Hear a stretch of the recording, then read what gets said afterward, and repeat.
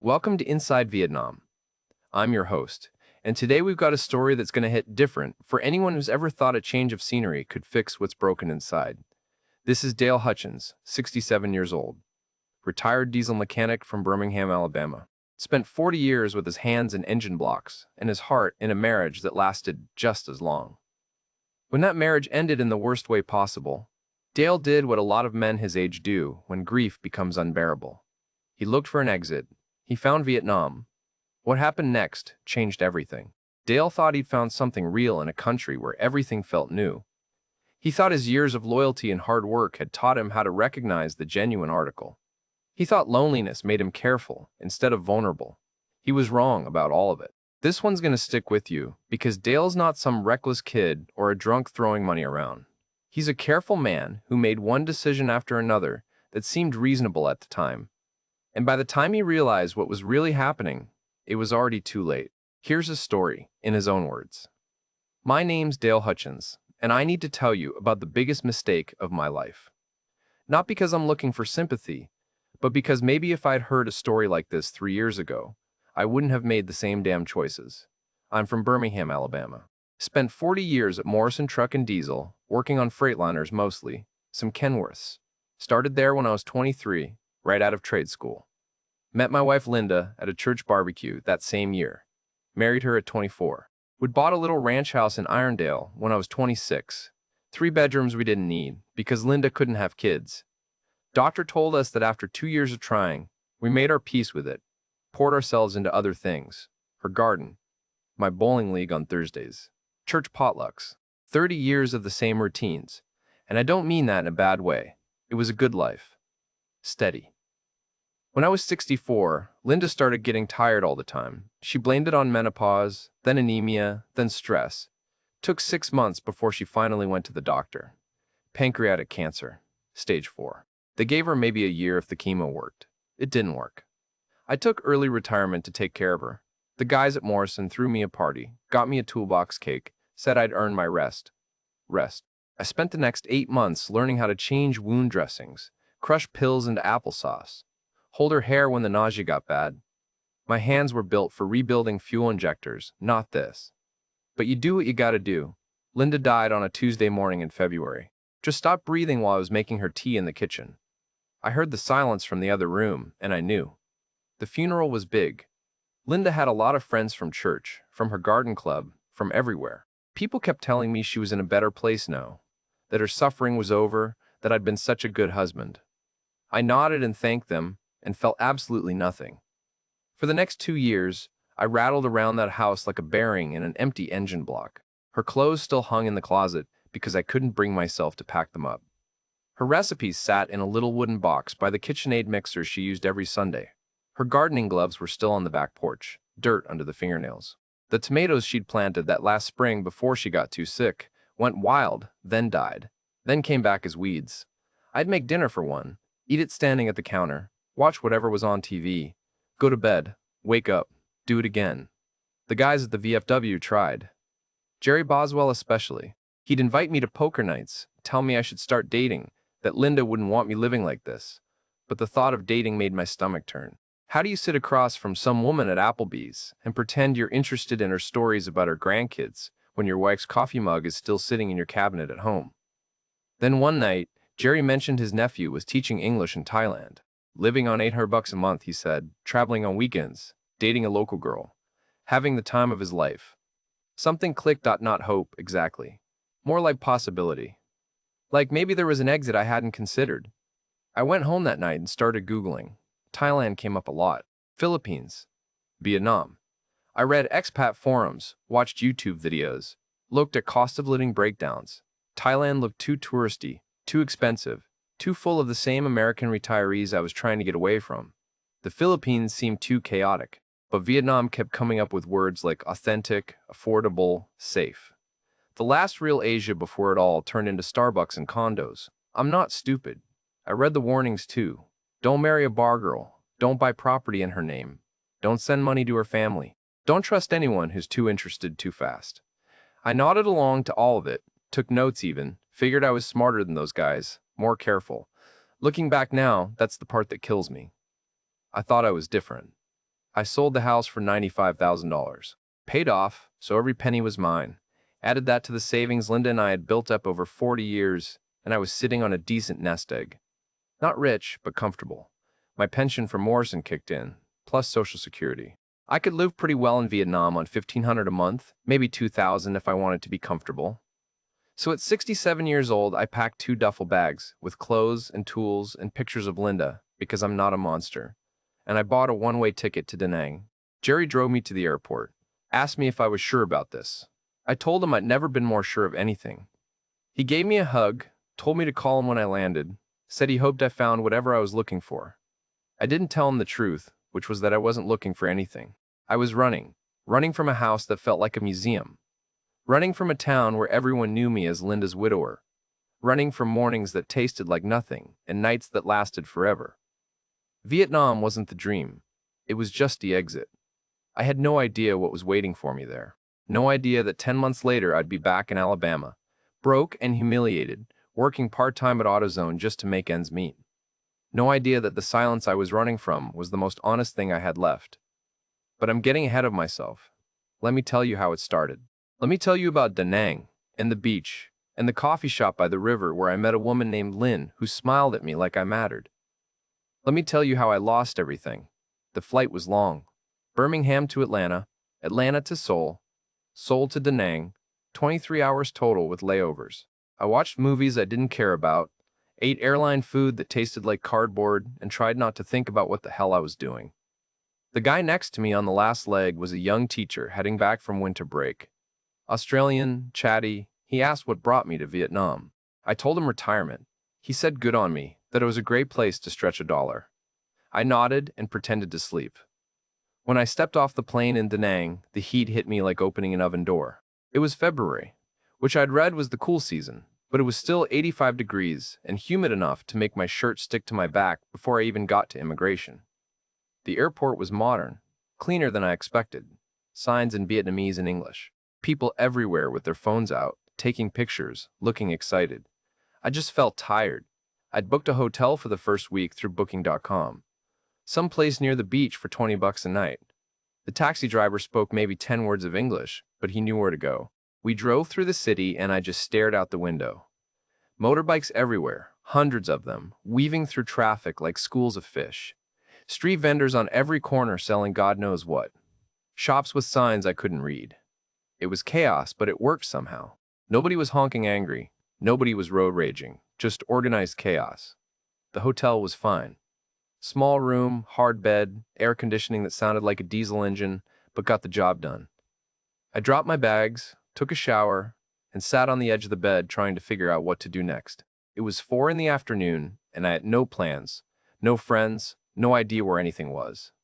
For a minute, I thought about Jerry back in Birmingham, and wondered if this was the dumbest thing I'd ever done. But then I thought about Linda's empty closet, and I got up and went outside. The first few days were a blur of just trying to figure out basic stuff.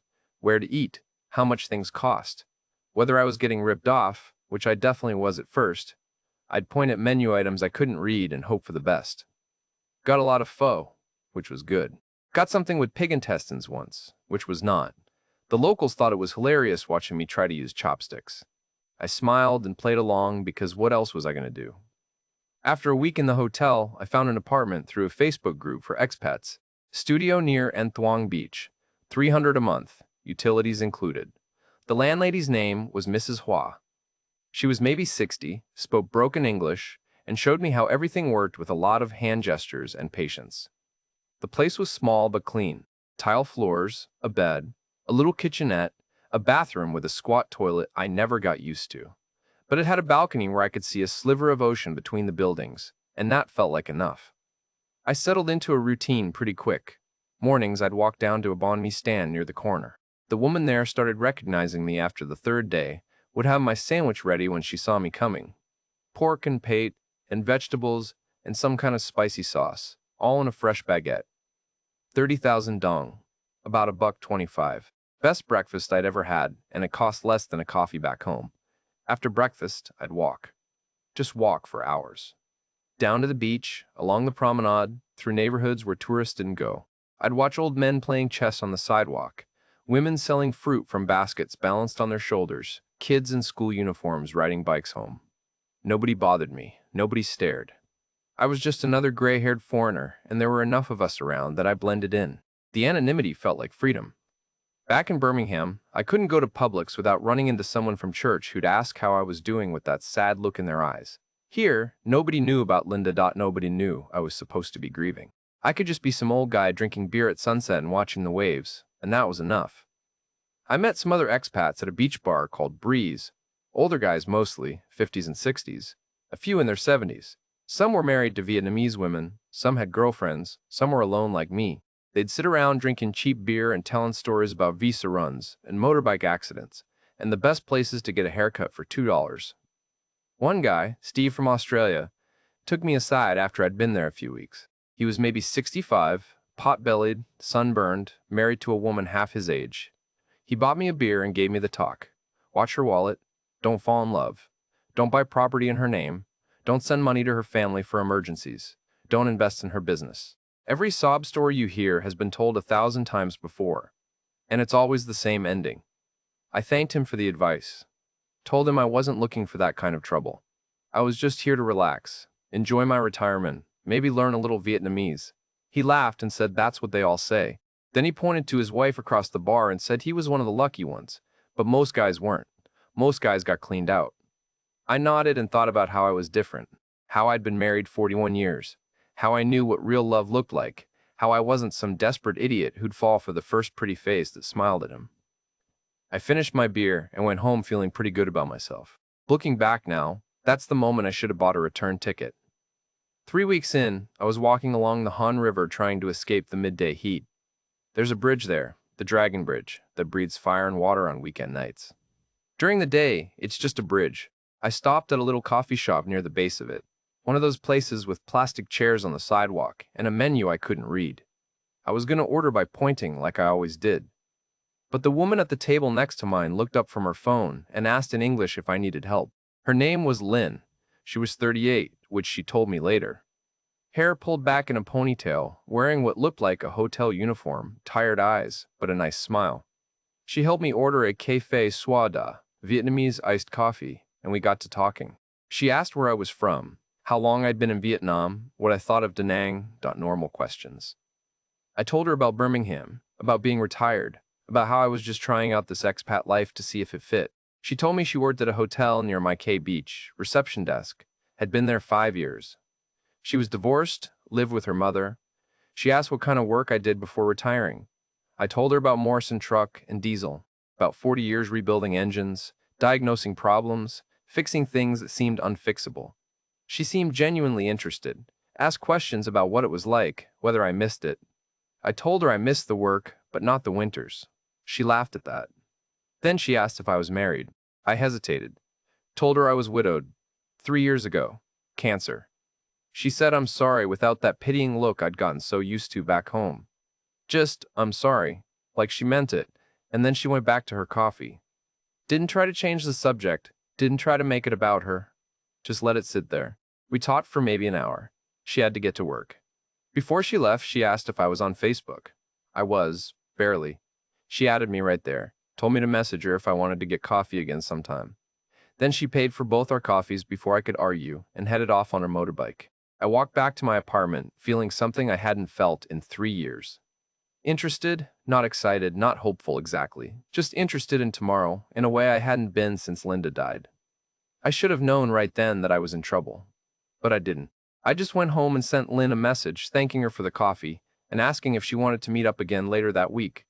She replied within an hour, said yes. And that's how it started. We started meeting for coffee about twice a week, always casual, always her idea as much as mine. She'd message me after her shift at the hotel, ask if I wanted to grab something to eat, and I'd say yes. We went to little places she knew, local spots where the menu was all in Vietnamese and the tourists didn't go. She'd order for both of us, translate what everything was, laugh when I struggled with the chopsticks.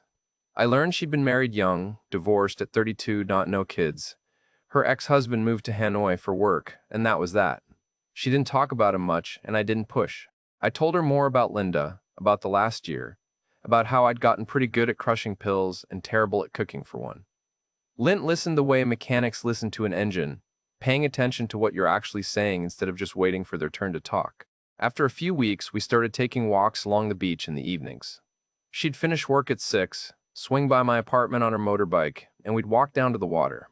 The sun would be setting, turning everything orange and pink, and we'd just talk. About nothing important. About her family, about my hometown, about whether Vietnamese coffee was better than American coffee. She said it was. I had to agree. I noticed she never asked me to pay for meals. Sometimes she'd insist on splitting the bill. Sometimes she'd pay before I could get my wallet out. When I tried to give her money for gas after she drove me around, she'd refuse, said it was on her way anyway. It wasn't, but I appreciated the gesture. Looking back now, I should have wondered why a 38-year-old woman working a hotel reception job was interested in a 67-year-old retired mechanic with nothing to offer but stories about freightliners. But I didn't wonder. I was just grateful. About 6 weeks in, Lynn invited me to meet her family. They lived in a village maybe 30 kilometers outside Hoi An, about an hour south of Da Nang. She said her mother wanted to meet me, that they were having a family dinner on Sunday and I should come. I was nervous as hell. I didn't speak Vietnamese beyond hello and thank you, didn't know what to bring, didn't know what was expected. Lynn picked me up on her motorbike. I'd been on the back of one a few times with Grab drivers, but this felt different, more personal. I held onto the seat behind me, trying not to grab her waist like some teenager. She laughed and told me it was okay, I wouldn't fall off. The countryside was beautiful. Rice paddies on both sides of the road, water buffalo grazing, farmers in conical hats working the fields. We passed through small villages where kids played in the street and old women sold vegetables from their porches. It felt real, in a way Da Nang didn't. Like this was the Vietnam I'd read about online. Her family's house was small. Concrete walls, tile roof, a little yard with chickens, and a vegetable garden. Her mother came out when we pulled up, smiled big, said something in Vietnamese. Lynn translated. She says you're very handsome. I blushed like an idiot and said thank you. Inside, the house was simple but clean. Tile floors, a few pieces of furniture, family photos on the walls, an altar with incense and pictures of what I figured were dead relatives. Her father was sitting at a low table drinking tea. He stood up when we came in, shook my hand, gestured for me to sit. He spoke less English than her mother, but he had kind eyes. Lynn's younger brother was there too, Min, maybe 30 years old. Quiet guy. Worked at a motorbike repair shop in the next town over. He nodded at me, didn't say much, but didn't seem hostile either. Just shy. Her mother cooked com hen, which Lynn explained was clams and rice and herbs, a specialty from Hugh. It was good. Really good. I ate 2 bowls, and her mother beamed like I'd just told her she'd won a prize. After dinner, her father took me outside to show me the rice paddies behind the house. He explained through Lynn how the planting worked when they harvested, how much they could sell it for. I didn't understand half of it, but I nodded and asked questions, and he seemed pleased. When we left, her mother pressed a bag of fresh vegetables into my hands, refused to let me pay. Lynn told her I wanted to give them something for the meal, and her mother looked almost offended. You are a guest, she said in broken English. Guest no pay. I felt like a jerk for offering. On the ride back to Da Nang, I thought about how this was nothing like the stories Steve told at the expat bar. This wasn't some bar girl looking for a sponsor. This was a real woman with a real family who lived in a real house and worked a real job. They gave me their good sleeping mat during the visit even though I didn't stay over. They refused money for food. They treated me with respect. I thought I'd found the exception to the rule. 2 weeks later, Lynn mentioned her motorbike was acting up. Wouldn't start sometimes. Made a weird noise. Probably needed a new battery and some other work. She said it casually, like she was just venting. Said she'd have to save up to get it fixed, or maybe just take the bus to work for a while. I offered to pay for the repair. It just came out. I spent 40 years fixing things, I told her. Let me fix this, she protested. Said it was too much, she couldn't accept. It wasn't my problem. But I insisted. I had the money sitting in my account doing nothing. What was $200 to fix a motorbike for someone who'd been nothing but kind to me? She finally agreed. Thanked me about 10 times, said she'd pay me back. I told her not to be ridiculous. She took the bike to her brother's shop. He fixed it. Battery, spark plugs, some other stuff I didn't understand. Came to 4,800,000 dong, about $210. I handed Lynn the cash, and she tried to give me back the extra 10. I told her to keep it, buy herself lunch. A week later, she showed up at my apartment with a container of spring rolls her mother had made. Said her mother wanted to thank me for helping with the bike, that I was a good man, that her daughter was lucky to know me. I ate those spring rolls and felt like I'd done something right for the first time in 3 years. That night, I sent Jerry a message on Facebook. Think I might have found something good here, brother. Girl named Lynn. Met her family. Real people, real situation. Feels different than the stories you hear, he replied the next morning. Just be careful, Chief. I'm happy for you, but keep your guard up. I read his message and thought about how Jerry didn't understand, how none of the expat bar guys understood. They'd been burned, so they assumed everyone would be. But I was different. I'd been married for 41 years. I knew the difference between someone who cared and someone who was running a con. I deleted Jerry's message and went to meet Lynn for coffee. Looking back now, that $200 was the cheapest part of the whole thing. It was the first test. The first time she asked for help, and I said yes without thinking.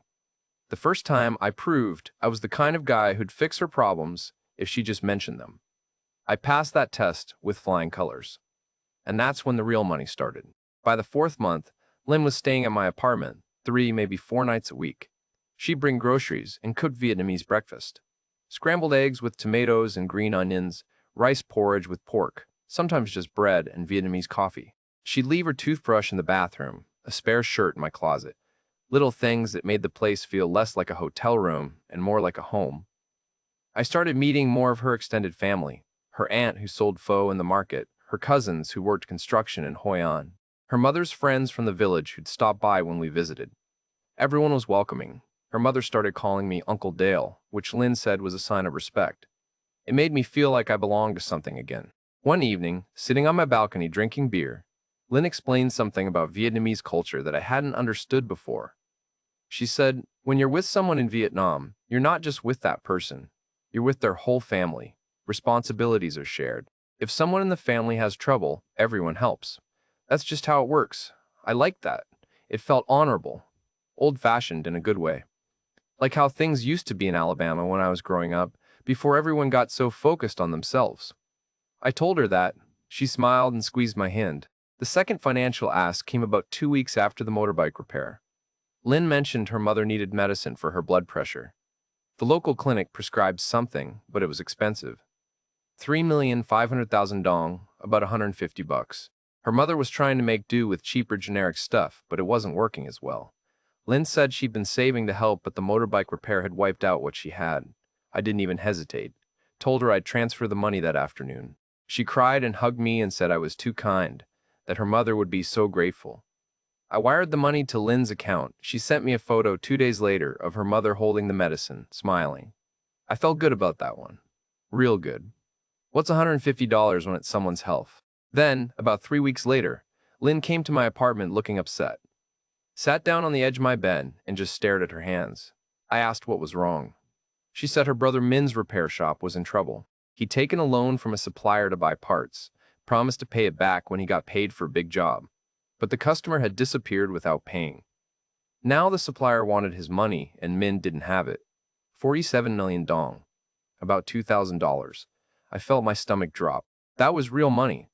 Lynn said if Min couldn't pay, the supplier might report him, maybe take legal action, and his shop would be finished. Their family depended on his income. Her mother was old, couldn't work. Her father made almost nothing from the rice paddies. Min supported all of them. She wasn't asking me for money. She was just telling me what was happening, tears running down her face. She said she understood if I couldn't help, that it wasn't my responsibility, that she'd figure something out.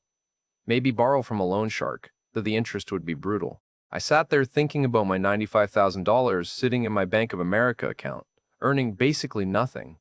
Thinking about Steve at the expat bar saying don't send money to her family. Thinking about Jerry's message telling me to keep my guard up. But I also thought about Min, who'd fixed Lynn's motorbike and charged a fair price. About her mother who called me Uncle Dale and cooked for me. About her father who showed me his rice paddies with pride. These weren't strangers. This was family now. And family helps family. I told Lynn I'd wire the money the next day. She looked up at me like I'd just told her I could fly, said I was sure, that it was too much, that she couldn't ask that of me. I told her she wasn't asking, I was offering. She cried harder and hugged me and said her exact words were, "You are the best man I ever know." I transferred $2,000 to Lynn's account the next morning, 47 million dong. She sent me a message a few hours later with a photo of Min at his shop. Thumbs up, big smile, crisis averted. The following Sunday, her whole family had a dinner to thank me. At her mother's house in the village. Must have been 15 people there. Aunts, uncles, cousins, neighbors. They'd cooked a feast.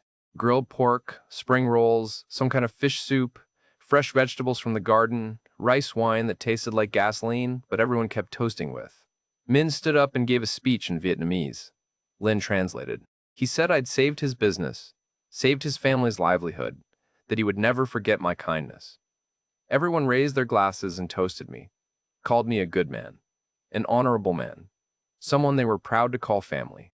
Lynn held my hand under the table, and I felt something I hadn't felt since Linda died. Necessary. Like I mattered to people. Like my life had purpose beyond just not being sad anymore.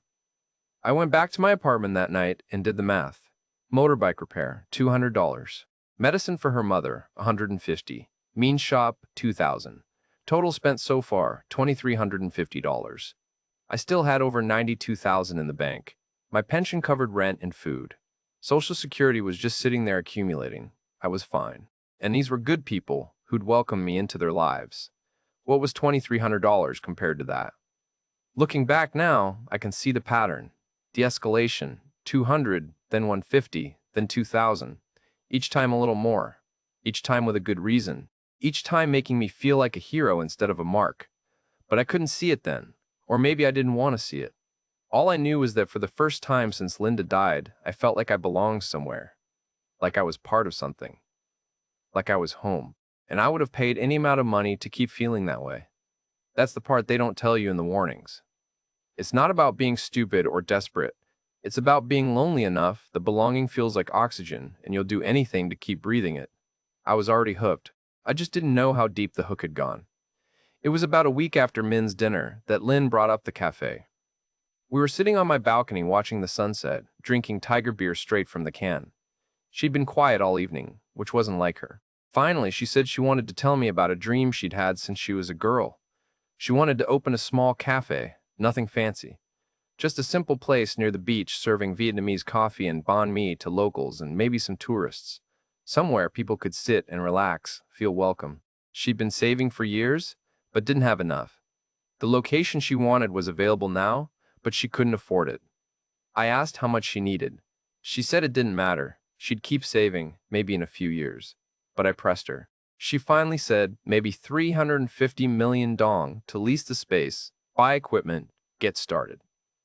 About $15,000.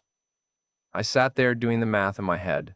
I had 92,000 left in the bank. 15,000 was a chunk, but not crazy. And what was I going to do with that money anyway? Sit in my apartment counting it until I died? Here's what I thought.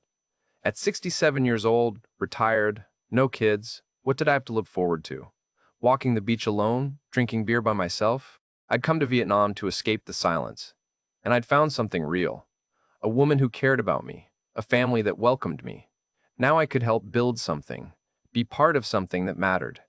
I told Lynn I wanted to invest, be her partner. We'd build the cafe together. She looked at me like I'd lost my mind. Said no, it was too much. She couldn't accept that kind of money. I'd already done so much for her family. I told her to stop. This wasn't charity. This was an investment. A partnership. I'd have something to do with my days instead of just wandering around feeling useless. She started crying. Said I was too good to her, that she didn't deserve this. I told her to cut that out. We were doing this together. The next week, she found a location. Small storefront about 10 minutes from my K beach. Good foot traffic. Reasonable lease. She introduced me to her cousin, a guy named Ton who handled business registrations and paperwork. He was maybe 40, spoke maybe 20 words of English, wore knockoff designer shirts. We met at the cafe location. Dan walked around taking measurements, nodding, taking notes. Then he sat us down and started explaining through Lynn how the process worked. Foreign ownership in Vietnam was complicated. Lots of restrictions, lots of paperwork. Much easier to register the business under Vietnamese name first, then add foreign partner later, once everything was established and legitimate. I felt my internal alarm go off. This was exactly what Steve at the expat bar had warned about. Don't put property in her name. Don't invest in a business you can't own. But Lynn saw me hesitating, and her face fell. She said she understood if I didn't trust her, that maybe this was a bad idea. Thon said something in Vietnamese, and she translated. He says this is normal for foreign investor. Everyone does this way. Very safe. Very legal. Just take time. I thought about how I couldn't even navigate Alabama business law without a lawyer. How every country has different rules. How Lynn's family had been nothing but honest with me for 6 months. Her mother calling me Uncle Dale, Min fixing the motorbike fairly. The family dinners, where they treated me with respect. I told myself I was being paranoid. These were good people. This was a real opportunity. I said yes. I wired $15,000 to Lynn's account the next day. 368 million dong. The biggest single transfer I'd ever made in my life. Lynn sent me photos of the lease signing. Her and Than at some government office with official-looking papers. She looked so happy. Said her dream was coming true because of me. Over the next 2 months, the money kept going out. Equipment for the kitchen, $5,000. Tables and chairs and paint and signs, another $3,000. Unexpected costs, permits, deposits. Each time Lynn would show me receipts, apologize for asking for more, promise this was the last expense. Each time I'd wire the money. I kept a running total in my head.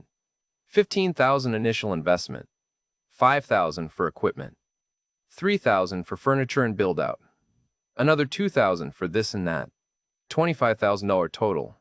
No, wait, $22,000. I'd lost track somewhere. I stopped checking my bank balance. Didn't want to know. The cafe opened in early August. Small place, maybe 10 tables, open front facing the street. Blue and yellow paint, Vietnamese coffee posters on the walls, a glass case with banh mi sandwiches. They called it Café Bien Zon, Blue Sea Cafe. The opening party was big. Lynn's whole family came. Min, her mother, her father, all the cousins and aunts, neighbors from the village, some of her friends from the hotel. They'd cooked food, bought beer, hung balloons. Everyone was taking photos, congratulating Lynn, congratulating me. I stood there drinking Saigon beer and feeling proud, like I'd built something that mattered, like I was part of something real. Thong came up to me, shook my hand, said something in Vietnamese with a big smile. Ling translated. He says thank you for making this possible. Everyone is very grateful. Later that night, when most people had left, I asked Lynn about the paperwork.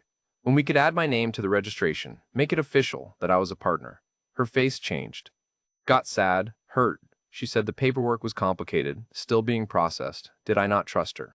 After everything her family had done for me, after how they'd welcomed me, I was treating this like a business transaction instead of our dream. I felt like shit. Apologized. Said of course I trusted her. I just wanted to make sure everything was legal and proper. She said Don was handling it. It would take time. Vietnamese bureaucracy was slow. I should relax, enjoy the success, not worry so much about papers. I let it go. Drank another beer. Told myself I was being paranoid again. But there was a small voice in my head, way in the back, whispering that something was wrong. That voice sounded like Steve from the expat bar. Sounded like Jerry back in Birmingham. Sounded like every warning I'd read on those forums before I left. I drowned that voice with beer and went home. That night I finally checked my bank balance. $56,000 left. I'd spent $39,000 in 6 months. Jesus Christ. But I told myself it was fine. The cafe was open. It would generate income. I was a partner, even if the papers weren't finalized yet. This was an investment, not a loss. I went to bed and dreamed about Linda's garden back in Birmingham, the tomatoes growing wild and dying and coming back wrong. When I woke up, Lynn was already gone. Left a note saying she had to open the cafe early, would see me later. I sat on the edge of my bed in the heat and the silence, and tried to convince myself that everything was going to be okay. Looking back now, that was the point of no return. The moment I should have cut my losses and gone home. But I didn't. Because admitting I'd made a mistake would have meant admitting I'd thrown away 40 years of savings on a fantasy. Would have meant facing the silence again. So I got up, bought my banh mi, walked the beach, and pretended everything was fine. The hook had me, all the way through. After the cafe opened, things changed. Subtle at first. Lynn was busier, which made sense. Running a new business takes time. She'd leave my apartment early to open up, come back late smelling like coffee and fried food. When I'd suggest stopping by to help or just hang out, she'd say I should relax, enjoy my retirement. That's what I came to Vietnam for, right? I'd walk past the cafe sometimes. It looked busy. Locals drinking coffee, eating banh mi, laughing. I'd see Lynn through the window, serving customers, wiping down tables. Once I waved. She saw me but just gave a quick smile and turned away. I told myself she was just focused on work. We went from seeing each other almost every day to maybe twice a week. When I'd ask if everything was okay, she'd say she was tired, stressed. The cafe was harder than she expected. I offered to help with bookkeeping, anything. She said she had it covered. Then came the Facebook message. It was a Tuesday night, about 9 o'clock. I was on my balcony drinking beer, thinking about heading to bed early. My phone buzzed. Message from a guy named Rick, American, maybe mid-50s. I'd met him once or twice at the beach bar. Not a friend, just a familiar face. The message said, "Hey brother, saw your girl at Sao Bien last night with some Korean guy. Thought you should know. Looked pretty cozy. Hope I'm wrong." My stomach dropped. I stared at that message for maybe 5 minutes, reading it over and over. Sao Bien was a restaurant up the coast, kind of nice, not cheap. The kind of place you take someone on a date. I told myself there was an explanation. Business meeting. Korean investors maybe, or family. A cousin visiting from overseas. Lynn had mentioned she had relatives who'd moved abroad. This was nothing, but I couldn't sleep. Lay in bed staring at the ceiling, listening to motorbikes outside, my mind running through scenarios. By 4 in the morning, I'd convinced myself Rick was mistaken, had seen someone who looked like Lynn. By 5, I was sure she was cheating. By 6, I didn't know what to think. I messaged her around 7, asked if she wanted to get breakfast. She replied an hour later. Busy at cafe, maybe tonight? I said, sure. But I couldn't wait until tonight. I got dressed, caught a grab to the cafe. Showed up unannounced around 2 in the afternoon, when the lunch rush would be over. The cafe looked good, clean, organized, about half the tables full. I walked in, and the girl behind the counter, maybe 20 years old, smiled and said something in Vietnamese. I asked for Lynn in my terrible accent. The girl looked confused, said something I didn't understand. I tried again. Lynn, the owner. Where is she? The girl called over an older woman, maybe the cook. The cook spoke a little English. She said she Lynn not here. At bank, with husband. Come back later. Husband. The word hit me like a wrench to the chest. I said there must be a mistake. I'm her partner. I invested in this cafe. The cook looked at me blankly, said something to the younger girl. They both looked confused. Then a guy came out from the back, mid-30s, polo shirt, carrying paperwork. He saw me and said, in decent English, "Can I help you?" I recognized him. Don, the cousin who'd handled the paperwork. I said I was looking for Lynn, that I was her business partner, that I'd invested in this cafe. Don's face went through a series of expressions I couldn't quite read. Confusion, then recognition, then something like pity. He said I must be confused. This cafe owned by Chi Lin and her husband Tuan, no foreign investor. Very sorry. My voice shook when I asked to see the papers, the registration. Thon hesitated, then pulled out a folder, showed me documents with official stamps and signatures. Business license. Registered owners. Nguyen Thai Lin and Nguyen Bon Tuan. My name wasn't anywhere. I stood there in that cafe I'd paid for, surrounded by furniture I'd bought, and felt the floor tilt under my feet. I tried calling Lynn. Straight to voicemail. Tried again. Same thing. I got in a grab and went to her mother's house.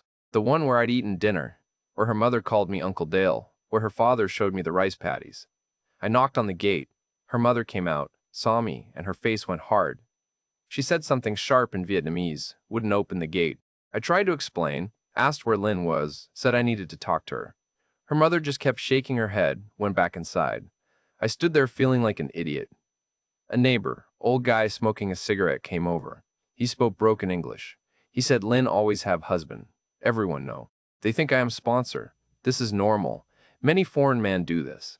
I sat on the curb outside that village for maybe an hour. Just sat there watching chickens scratch in the dirt, kids playing in the street, life going on like I hadn't just lost everything. My phone buzzed. Text from Lynn. It said, "Dale, you are overreacting. My situation with Tuan is complicated. We are married on paper but not in heart. The cafe registration was for tax. Easier this way. I care about you, but you are smothering me. I need space." I typed back with shaking hands, "I want my money back." 3 dots appeared, then disappeared, then appeared again. Then nothing. I tried calling. Number blocked. I tried Facebook. Blocked. I sat on that curb and did the math in my head. Motorbike repair, 200. Her mother's medicine, 150. Means shop, 2,000. The cafe, 15,000 initial. Equipment, 5,000. Furniture and permits, another 3,000. All the little expenses in between I'd lost track of. $28,000. Gone. I'd come to Vietnam with $95,000, spent about $12,000 on rent and living expenses over 9 months. That left $55,000, less than I'd need to buy another house back home, less than felt safe at 67 years old with no job and no plan. I got a grab back to my apartment, sat on my balcony until dark, didn't eat, didn't drink, just sat there watching the ocean. I could barely see between the buildings and tried to figure out what the hell I was supposed to do now. The silence I'd run from in Birmingham was back. But now, it was mixed with something else. Something that tasted like shame. I spent the next week trying to salvage something. Anything. Found a Vietnamese lawyer through an expat Facebook group. Young guy, spoke good English, had an office above a faux restaurant. I showed him everything. The wire transfer receipts. Screenshots of messages with Lynn. Photos of the cafe opening. He listened, took notes, didn't look surprised. He said without my name on any official paperwork, I had no legal claim to the business. The money I'd sent was considered gifts under Vietnamese law unless I could prove otherwise, which I couldn't. Everything had been informal. Handshakes and promises. I could try pursuing it through Vietnamese courts, he said, but it would cost more than I'd recover. Take years. Probably lose anyway. Foreign investors get taken advantage of all the time. Most just cut their losses and go home. I asked if there was anything I could do. He shrugged, said I could file a police report, but they wouldn't do anything. This wasn't technically fraud, just bad business. Happens every day. I paid him $50 for the consultation and walked back to my apartment in the heat. That night, I sat down and did the real math, the kind that hurts. Came to Vietnam with $95,000 in savings. Sent Lynn $28,000 over 9 months. Spent another $12,000 on rent, food, living expenses. Left with $55,000. I was 67 years old. Had a pension and Social Security that covered my basics back home, but $55,000 wasn't enough to buy a house. Wasn't enough to feel safe. That buffer I'd spent 40 years building with Linda was gone. I couldn't stay in Vietnam. Couldn't work legally. Couldn't afford to just exist here forever on what I had left, not comfortably. And every day I stayed, every banh mi I bought, every beer I drank was money I couldn't afford to waste. The dream of reinvention was over. It had curdled into something ugly. Humiliation mixed with shame, mixed with anger at myself for being so goddamn stupid. I booked a flight back to Birmingham, leaving in 3 days. Didn't tell anyone. Didn't say goodbye to the expats at the beach bar. Didn't take one last walk on the beach or have one last Vietnamese coffee. Just packed my 2 duffel bags and waited. The flight back was worse than the flight over. Same route in reverse. Da Nang to Seoul to Atlanta to Birmingham. But this time I wasn't running toward possibility. I was crawling back defeated. Jerry picked me up from the airport, didn't ask many questions. Just gave me a hug and said he was sorry things didn't work out. Helped me load my bags in his truck. I couldn't afford to buy another house. Found a 1-bedroom apartment in a complex off Highway 280. Thin walls, parking lot full of potholes, nothing like the house I'd shared with Linda. But it was cheap. $600 a month. I needed work. At 68, with nothing but a trade school certificate from 45 years ago, my options were limited. Applied at AutoZone. They needed someone part-time for weekends. Minimum wage. Helping weekend mechanics find the right oil filter. So that's where I am now. Wearing a red vest with a name tag. Working weekends at AutoZone. Living in a 1-bedroom apartment that smells like someone else's cooking. My pension and Social Security cover the basics. The part-time job gives me a little extra. The $55,000 sits in my savings account like a monument to my stupidity. The guys at the VFW don't ask too many questions. Jerry bought me a beer one night, said he was glad I was back, didn't press for details. They all know something went wrong in Vietnam, but they're kind enough not to make me say it out loud. Here's what I lost, if you're keeping score. $28,000, almost a third of everything Linda and I saved over 40 years of marriage. 10 months of my life. The belief that loneliness made me wise instead of vulnerable. The belief that my grief made me special, that my years of faithfulness to Linda somehow inoculated me against being played. The belief that I could tell the difference between someone who cared about me and someone who saw a mark. I thought kindness and need were the same as love. They're not. I thought running from silence would fix me. It didn't. The silence I ran from in Birmingham is back now. But it's different. It's mixed with shame. With the knowledge that everyone I pass at Publix or at church might know what happened. Might know that old Dale Hutchins got played by a girl in Vietnam. Lost his money chasing something that was never real. Some nights I dream about that cafe. About the blue and yellow paint. The smell of Vietnamese coffee. The sound of Lynn laughing with customers. In the dream I walk in and she's there and everything is fine. We're partners. Her family really did welcome me. The whole thing was real. Then I wake up in my apartment that's not a home and remember it was all a lie. Every bit of it. The lesson? Here's what I'd tell anyone thinking about doing what I did. Grief doesn't make you special. It makes you vulnerable. It makes you desperate for anything that feels like not being alone. And desperate people make stupid decisions. Loneliness isn't wisdom. It's just loneliness. And sometimes the life you're running from, the silence you can't stand, the empty house that feels like a museum, that's the only honest thing you have left. I still miss Linda. Still miss her garden and her coffee and the way she'd hum while she cooked Sunday dinner. Still miss having someone to talk to who knew me when I was young. I miss the hope Vietnam gave me for a few months. Miss feeling like I mattered to someone, like I belonged somewhere. But I'm learning to live with the silence again. This time without the illusion that someone else can fill it. This time knowing that the only person who can fix what's broken in me is me. And maybe that was the lesson all along. Maybe I had to lose everything to figure out that running doesn't work. That there's no exit from grief except straight through it. I'm 68 years old. I work weekends at AutoZone. I live alone in a one-bedroom apartment. I have $55,000 left and a pension that covers my rent.